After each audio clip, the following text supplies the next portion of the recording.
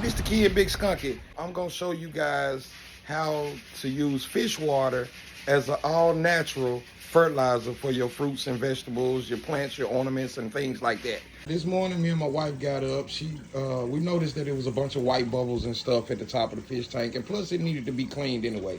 So my wife got in here and she done pumped half of the water, not even half of the water, like a quarter of the water out of the tank. I think we did like 3 buckets of water, but that's nothing but the fish water, the old fish water that came out of that tank. But I wanted y'all to see this tank. So yes, it looks cloudy, yes, it looks dirty, but any of you guys who have fish tanks, you know that when you clean your fish tank, all of that stuff on the bottom, the food, the feces, all of that stuff tends to float up when you're pumping the water in and out of the tank. So those filters will filter that water and get it back clean again. We got goldfish in that tank, but yes, you can use this water to actually water your fruits and vegetable plants and things like that. And I'm gonna show you guys that here in a minute. Right down here, I have a zebra tomato plant. Right over here, I have the bucket of fish water. Let me explain something to you guys really quick about fish and how valuable fish water and fish fertilizer is to your plants.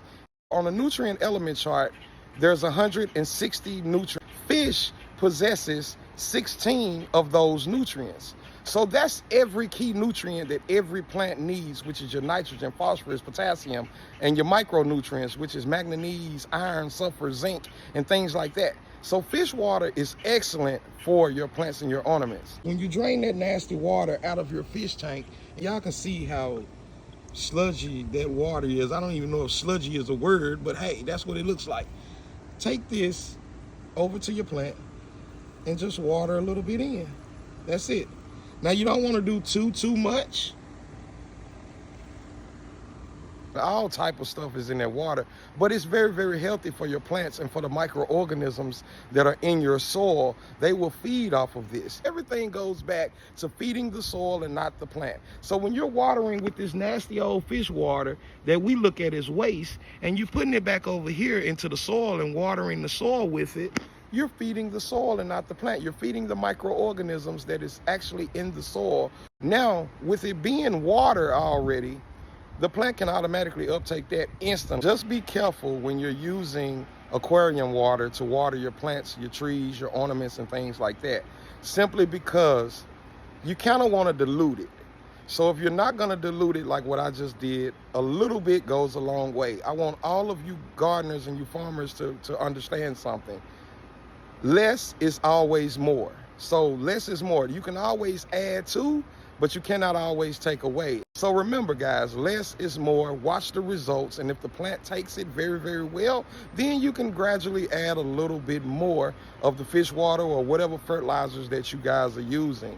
Feed your soil and not the plant. You can't take away from nature and not donate nothing back. You have to give back. So our way of giving back is taking the fish water, the waste, and putting it back into the soil.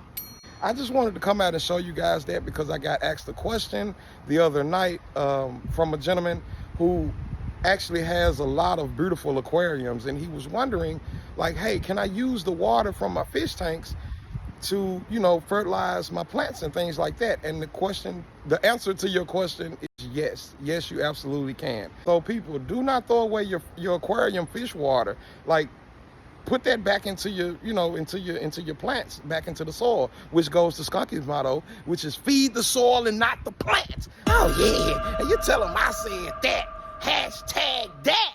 Big Skunky, you smell me. All right, folks.